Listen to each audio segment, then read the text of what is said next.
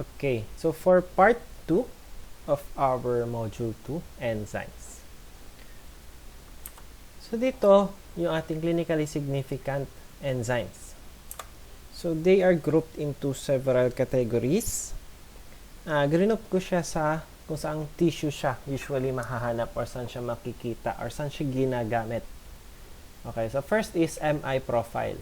So sa MI profile, so ano ba yung MI? So MI is myocardial infarction or heart attack.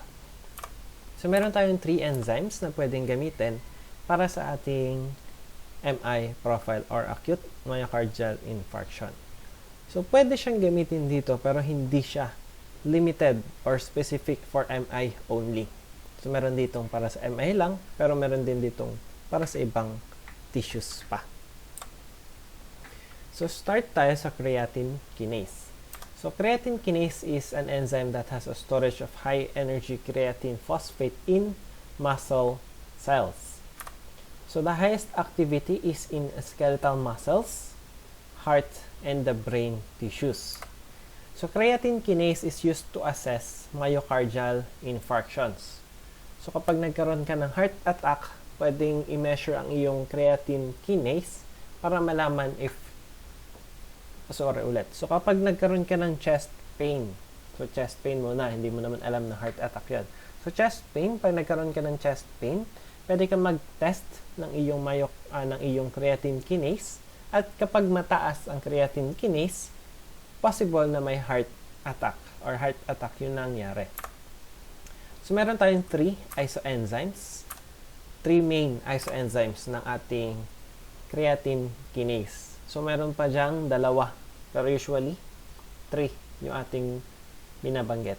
So, CK1 is the CKBB or the brain type. CK2, CKMB or the hybrid type. And CK3 or CKMM is the muscle type. So, anong pinagkaiba-iba nilang tatlo? Okay. So, the CKMM or muscular yan. So, located at heart and the skeletal muscles. So, AMI, acute myocardial infarctions, itong mga nandito sa kanan is yung mga condition kung saan tumataas yung ating mga enzymes. So, AMI, muscular dystrophy, hypothyroidism, intramuscular injections, and malignant hyperthermia. So, usually, lahat ito ay para sa ating muscle. So, kapag CKMM, usually para sa muscles yan. Alin yung ginagamit natin para sa heart? So, ginagamit natin para sa heart is the CKMB. So, the heart and skeletal muscle, doon siya nakikita.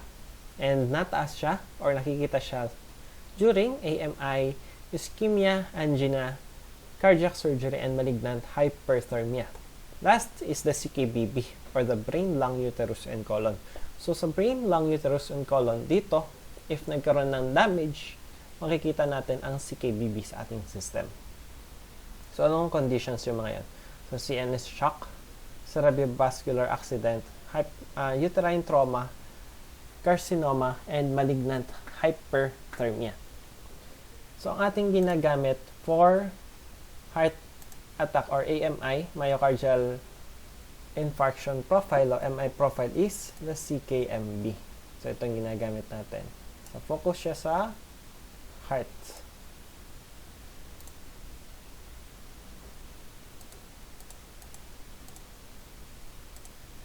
Okay. So, proceed tayo sa kasunod. So, CKBB. So, CKBB serum rarely contains CKBB of the brain or so CK of the brain. So, because its molecular size is 80,000 daltons, its passage across the blood-brain barrier is hindered. So, kumbaga, itong ating CKBB is madalang sa ating dugo. Makikita lamang siya kapag nagkaroon ng CNS shock or seizures and lung or gastrointestinal diseases. So, kapag nagka-problema ka sa mga yan, tataas ang CKBB. Pero kapag normal conditions, mababa or wala talagang CKBB. So, madalang nire-request ang CKBB or hindi siya talaga nire-request. CKMB. So, values for CKMB should range less than 6% of total CK. So, dapat less than 6% to be considered normal. Kapag nagka-heart attack ka, tataas siya ng greater than 6% ng total CK mo. So, pag nagkaroon ka ng chest pain, nag-test ka ng CK, MB, at mataas, so, i-rule in natin ang heart attack. So, with symptoms pa. So, chest pain plus CKMB. So, ma-confirm natin na heart attack. Pero, kailangan pasok sa oras ng testing ang ating CKMB. Ang ating enzymes kasi hindi siya basta-bastang lalabas or magkakaroon agad. So, meron siyang parang utay-utay siya bago ma-measure. So, ano yung mga yon? So, CKMB rises at 4 to 8 hours after myocardial infarction. Ano yung ibig sabihin nun? So, halimbawa, nagka-chest pain ka. So, ngayon mismo nagka-chest pain ka. Nagpa-extra kang dugo. So, R, 0 yon. So, kumbaga, inorasan natin, 0 pa lang yung oras. So, pag nag-test ka ng CKMB at wala pang 4 hours, so hindi pa, posibleng mababa pa yung CK levels mo. Posibleng mag-false negative yung resultant since hindi pa talaga lumalabas. So, CKMB rises at around 4 to 8 hours. So, within 4 to 8 hours, nataas or nalabas na yung ating CKMB kasi yung na-damage yung heart natin, so lalabas na yun. So, it will peak at around 12 to 24 hours. So, ano ba yung tinutukoy natin dyan? Kapag 12 to 24 hours na or after 12 hours hanggang kinabukasan at nag-test ka ng CKMB, yun na yung pinakamataas na levels ng CKMB. Kumbaga, madedetect mo na siya na kung meron talaga. So, kapag gantong oras, madetect mo or matest mo na merong 4 CKMB, saka mo siya makakonfirm kung meron ba siya or walang heart attack. Then, it returns to normal after 48 to 72 hours. So, ibig sabihin, after 48 to 72, bababa na siya. Ano ba yung itsura niyan? Sabihin natin, ito yung ating line. Yan. Okay. So, ito ay time kung kailan naglipas ang ating heart attack. So, ito yung CK levels kung gaano kataas. So, simulan natin. So, nagkaroon ka ng chest pain dito. Chest pain. So, heart yan. Sumakit or nagka-chest pain ka. So, R, 0. So, after 4 hours, pwede na siyang tumaas. Yan, ganito na siya. Sabihin natin ito ay 12 hours na. 24 hours. Then, 48. Then, onwards. Okay. So, from 0, pataas pa lang siya. Then, pagdating ng mga 12, yan, nagpipik na siya. Tapos, pagdating ng 48, nagno-normal na siya. So, ibig sabihin, rise, na dito pa lang, rise lang yan. Then, ito, yung ating peak. Kumbaga, nandito na yung pinakamataas na levels ng ating creatine kinase. So, after 24 hours, bababa na siya at babalik siya sa normal. So, yun ang ating ibig sabihin itong ating ito. So, other increased levels are seen in cardiac disorders, probably reflect ischemic heart damage. So, nataas din siya kapag meron kang heart damage. Okay, another variant of our CK or creatine kinase na enzyme is the macro-CK. So, macro-CK largely comprises of CKBB complexed with an immunoglobulin. So, immunoglobulin plus creatine kinase equals macro-CK. Another one is mitochondrial CK or MICK. So, this is not present in serum and not present following AMI. So, wala siya sa normal na serum, wala din siya sa heart attack. So, kailan siya lumalabas?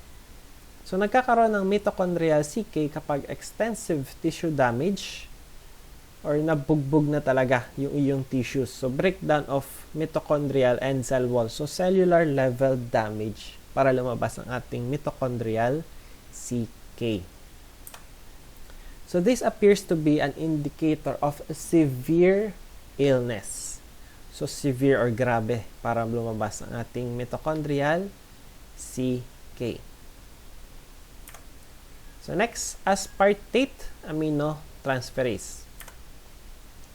So aspartate aminotransferase is not absolute. So not used alone because it is not specific and it has a wide range of distribution in various organs. So hindi siya specific sa ating heart. So AST, ito, aspartate aminotransferase, AST. So involved in synthesis and degradation of amino acids. So AST is formerly called SGOT or serum glutamic oxaloacetic transaminase. So palatandaan, pag nag-AST ka, AST, may sagot, SGOT. So AST, SGOT. Pag nag-AST ka,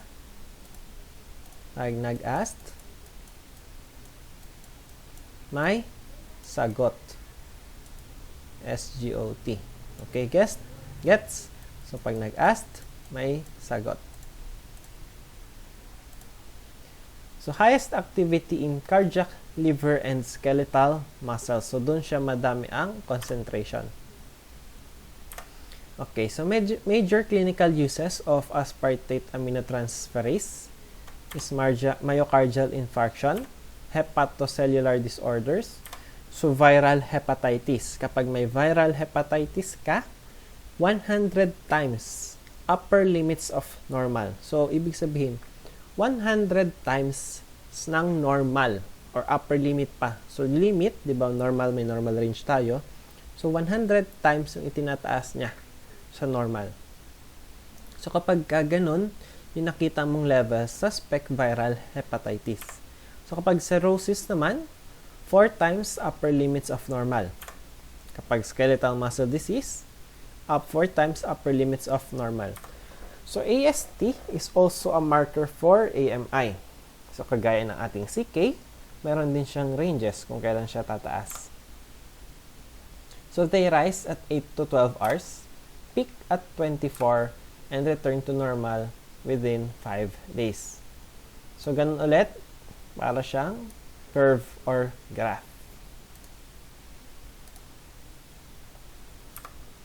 Next and last is the lactate dehydrogenase. So, LD, ang ating term dito, LD. So, LD is widely distributed and it is the most non-specific enzyme. Highest activity is located in the heart, liver, skeletal muscles, and the red blood cells. Increased levels are seen in cardiac diseases, hepatic diseases, skeletal diseases, and renal diseases. So, medyo mas malawak siya compared sa naunang dalawa. Okay, so lactate dehydrogenase has 5 times the increase in megaloblastic anemia. So, if you have anemia that is megaloblastic, you will have 5 times increased levels of lactate dehydrogenase. Highest levels are seen in pernicious anemia and hemolytic disorders. So, marked elevations are also seen in acute lymphoblastic leukemia or ALL. So, ito yung mga conditions kung saan nataas ang ating lactate dehydrogenase. So, LD is also a marker for AMI. So, it rises between 12 to 24 hours, peaks at 48 to 72, and returns to normal 10 days after the heart attack. So, bakit kailangan pa natin siyang i-test if matagal na siya? So, LD is the best indicator for delayed check-ups due to chest pain. So, halimbawa, ngayon, pandemic, nag-lockdown. Day 1, nagkaroon ka ng chest pain, pero hindi ka makalabas at pagpakuha ng dugo kasi lockdown sa inyong lugar. Sabihin natin 1 week nag-lockdown sa lugar ninyo. So, after 1 week, madedetect pa natin tong LD. So, kapag mataas siya, pwedeng suspect talaga to heart attack yung chest pain mo. Gets? So, within 10 days at nakakapagpa-test ka for lactate dehydrogenase after ka magkaroon ng chest pain, pwede mong ma-determine if meron kang or nagkaroon ka ng heart attack. Okay, so lactate dehydrogenase has 5 subtypes or isoenzymes. So LD1, LD2, LD3, LD4, and LD5. So tandaan ito, LD1 is HHHH. So paglipat mo, yan, nababago lang yung dulo. HHHM, HHMM, HMMM, MMMM. So LD1 is found in tissues in the heart and red blood cells. So on. Tingnan itong maigi. Yan. So ito pinakamahalaga, dapat alam niyo to at kung saan siya associated. Yan. So, paano mo malalaman yung ating fractions ng lactate dehydrogenase na yun? So, through electrophoresis. So, LD1 is the fastest and the most anodal, followed by LD2, 3, 4, and 5 is the slowest and most cathodal. So, the normal isoenzyme concentration, so kapag normal levels, ang iyong lactate dehydrogenase, ito yon, LD2, 1, 3, 4, and 5. So, 2, pinakamadami, 5, pinakamunti. Tandaan, LD flipped pattern, nalabas sa board exams, kapag 1, 2, 3, 4, 5. So, kapag may 1, 2, 3, 4, 5 ka na lactate dehydrogenase, posible, meron kang AMI or heart attack, intravascular diseases, or hemolyzed yung samples mo. Yan. So, napakalaga ng hindi hemolysis or hemolyzed yung samples. So, normal is 2, 1, 3, 4, 5. And the flipped pattern, tandaan, flipped, LD flipped pattern is 1, 2, 3, 4, 5. So, summary of our MI profile. Creatine kinase, AST, and LDH. So, rice, 4 to 6 ang CKMB. So, pinakauna sa ating enzymes ang CKMB. Followed by AST, and last is LDH. Same with the peak and the normalized. Pinakamatagal, LDH. So, meaning, kapag nagkaroon ka ng chest pain at 4 to 6 hours, pwede ka na mag-test ng CK. 6 to 8, AST, LDH at 12 to 24. So, kapag doctor kayo, wag nyo muna i-request ito ng sabay-sabay or agad-agad kung gusto mo ma-determine talaga. Pero since sinasabay na siya para sa isang extraction, so, hindi ganun kagandang i-test lahat. Pwede siyang i-test nga, pero keep in mind yung ating rice peak at normalize. Keep in mind yung window natin ng measuring ng ating MI profile. So, lahat yan, parang ganito itsura. So, mag-i-start yung heart attack, peak, then bababa. So, different or magkakaiba lang yung oras nila. Okay? So, this will be our part 2. Ang part 3 natin is another set of enzymes. So, dito muna. And, thank you.